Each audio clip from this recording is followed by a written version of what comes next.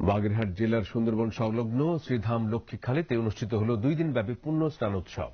পূর্ণব্রহ্ম শ্রী শ্রী হরিচাঁদ ঠাকুরের জন্মতিথি উপলক্ষে 94 বছর পূর্বে সাধুশ্রী গোপালচাঁদ এই স্নান উৎসবের প্রবর্তন করেন।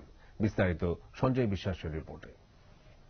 সাধু শ্রী গোপালচাঁদ ছিলেন পূর্ণব্রহ্ম শ্রী শ্রী হরিচাঁদ ঠাকুরের অন্যতম ভক্ত এবং তার পুত্র গুরুচাঁদ ঠাকুরের সমাজ সংস্কার ও শিক্ষা আন্দোলনের প্রধান সহযোগীদের মধ্যে অন্যতম। পূর্ণব্রহ্ম শ্রী শ্রী হরিচাঁদ ঠাকুরের শুভ আবির্ভাব তিথি উপলক্ষে সুন্দরবন সংলগ্ন সবুজ শ্যামলিমার মাঝে গোপালচাঁদ প্রবর্তিত এই স্নান উৎসবে ডঙ্কাকাশি বাজিয়ে নিশান উড়িয়ে অংশগ্রহণ করে লাখো হরিভক্ত মতুয়া। এই দক্ষিণাঞ্চলের সমস্ত ভক্তগণ যারা তৎকালীন সময়ে ওড়াকান্দি যেতে ব্যর্থ হতেন, তারা এই ধামে গোপালচাঁদের এই আশ্রমে, এটিকে গুরুচাঁদের দোয়ালিয়া বাড়ি বলা হতো, এখানে এসে তাদের হৃদয়ের সমস্ত কামনা বাসনাকে তারা পূর্ণ করতেন।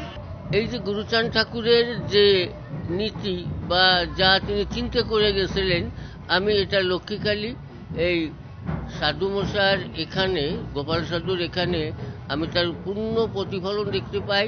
স্বদেশ প্রেমের প্রতীক হিসেবে মতুয়া দলের অগ্রভাগে থাকে জাতীয় পতাকা।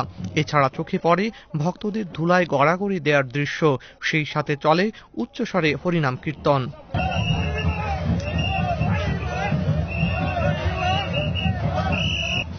ইহকাল এরপর পরকাল আছে, তো সেই পরকাল উদ্ধারের জন্য ঠাকুর এই উৎসব করে গেছে, আমরা তাই পালন করতেছি। তার নামের অনেক গুণ আছে, সেজন্য আমরা আসি তার ভক্তের চরণধুলি নেবার জন্য। মধুকৃষ্ণা ত্রয়োদশী তিথি আরম্ভ হওয়ার সাথে সাথে স্নান উৎসবের সূচনা করা হয়।